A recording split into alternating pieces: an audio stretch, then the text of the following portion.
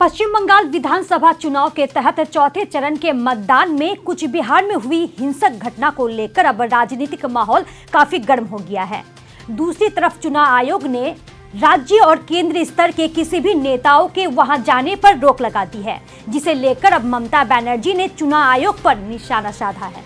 ममता बनर्जी ने कहा कि चुनाव आयोग को मॉडल कोड ऑफ कंडक्ट का नाम बदलकर अब मोदी कोड ऑफ कंडक्ट रख देना चाहिए।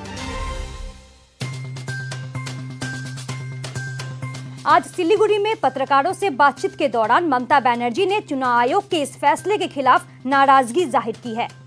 ममता बनर्जी ने कहा कि चुनाव आयोग को एमसीसी यानी मॉडल कोड ऑफ कंडक्ट का नाम बदलकर मोदी कोड ऑफ कंडक्ट रख देना चाहिए।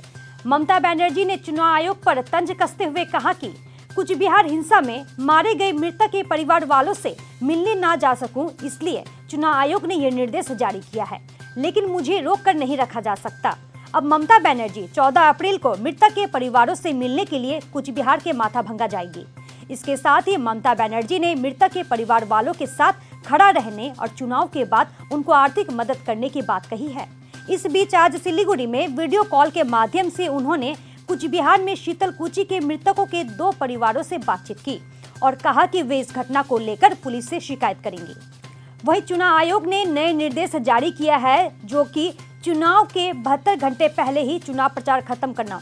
दूसरी तरफ चुनाव आयोग के नए निर्देश में कहा गया है कि अब से चुनाव के 72 घंटे पहले ही चुनाव प्रचार खत्म करना होगा। इसे लेकर भी ममता बनर्जी ने चुनाव आयोग पर हमला किया है। उन्होंने कहा कि भाजपा 13 अप्रैल तक उत्तर बंगाल में चुनाव प्रचार कर रही है और हम आगे चुनाव प्रचार ना कर सके, इसलिए चुनाव आयोग ने यह निर्देश जारी किया है। আমি দুঃখী পরিবারগুলোর সাথে একটু দেখা করব বলে, তাদের পরিবারগুলোর কাছে পাশে দাঁড়াবো বলে। আপনারা জানেন আমি শুধু নির্বাচন করি না, আমি অন্য সময় 365 দিনও মানুষ বিপদে পড়লে তার পাশে আসি। এবং শুধু তাই নয়, আমি পাশে আছি বলেই দেখবেন কার্সিয়াং কালিম্পং থেকে শুরু করে ইভেন ভূমিকম্প হয়েছে, সেখানেও কিন্তু আমি ছুটে এসেছি। এমন কোনো ঘটনা নেই যেখানে আমি আসিনি বড় ঘটনা। সুতরাং আমি যেতে চেয়েছিলাম, 72 ঘন্টা আটকে দেওয়া হলো। আমি 14 তারিখ তাদের সাথে দেখা করবো। 72 ঘন্টা আটকে দিয়েছে। Okay, I will be waiting for 72 hours only because of the MCC. Though I think that এমসিসিটা এখন হয়ে গেছে BJP code of conduct, BCC. এটা এখন বিজেপি কোড অফ কন্ডাক্ট হয়ে গেছে। তারা যা বলছে তাই করছে। আর 24 ঘন্টা ইলেকশনে প্রচার করতে দেবে না কেন? যেহেতু বিজেপির ইলেকশন প্রচার 13 লাস্ট ডেট, তাদের 13 পর্যন্ত প্রচার আছে নর্থ বেঙ্গলে, তাই তারা আমাকে প্রচার করতে দেবে না বলে তারা কেন এসব করবে? আমি তো 14 পর্যন্ত আমার প্রোগ্রাম আছে। আমি আশা করি 14 আপ টু 6 o'clock, এটা 72 আওয়ার্স আগে পর্যন্তই হবে। আমি 13 আবার আসছি নর্থ বেঙ্গলে। 14 তারিখে আমার লাস্ট প্রচার হবে নর্থ বেঙ্গলে, এবং আমি ওই প্রচারে যাওয়ার আগে বা পরে কোনো একটা সময় আমি পরিবারগুলোর সাথে আমি দেখা করে নেব। কারণ এইভাবে আমাকে আটকানো যাবে না, এটা মাথায় রাখবেন। এই লড়াই মনে রাখবেন শুধু আমার একার লড়াই নয়, এই লড়াই আপনার আমার সবার লড়াই, এবং এই লড়াইতে আপনাদের সকলের সহযোগিতা আমি প্রার্থনা করি। আর একটা বলি সাথে সাথে, যে আমাদের ছেলেমেয়েরা সিদ্ধান্ত নিয়েছে যে তারা নিজেদের থেকে তারা প্রত্যেকে 100 টাকা করে দেবে, দিয়ে আমরা একটা ফান্ড তৈরি করব, এবং সেই ফান্ডটা তৈরি করে আফটার ইলেকশন, যেহেতু ওই জায়গাটা ইলেকশন হয়নি, আমরা গভর্নমেন্টের 2 টাকা মনে হয় কালকে অ্যানাউন্স করেছে নাকি?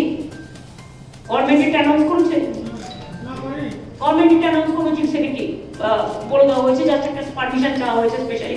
এখন তো সব কিছুতেই পারমিশন চাইতে হয়, লোককে মরে গেলে তার পরিবারকে সাহায্য করতে গেলেও পারমিশন চাইতে হয়। তাই ওদের সাথে কথা হয়ে গেছে, ওরা অ্যানাউন্স করবে গভর্নমেন্টের থেকে, যেটা 5 করে ওরা একটা দেবার কোনো একটা ব্যাপার একটা সিদ্ধান্ত নেওয়ার চেষ্টা করছে, সেটা আপনাদের বলে দেবেন। প্লাস আমরা আমাদের দলের পক্ষ থেকে, যেমন আমার নিজের খুব ফিলিংস হচ্ছে, এটা আমি কোড অফ কন্ডাক্ট ভাঙবো না আশা করি, কারণ আমার তো ভোট অ্যাকাউন্টে একটা টাকা আছে, যে টাকাটার মধ্যে আমি ভোটটা করতে পারি।